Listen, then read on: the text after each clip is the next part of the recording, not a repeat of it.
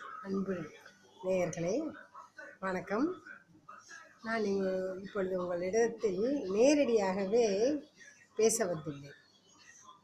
நான் போடும் வீடியோ, பாட்டுகள், திருக்குறள்கள் எல்லாமே நீங்கள் பார்க்கிறீர்கள். ஒரு சிலர் மட்டுமே உங்களுடைய கருத்துக்களை பதிவிடுகிறீர்கள்.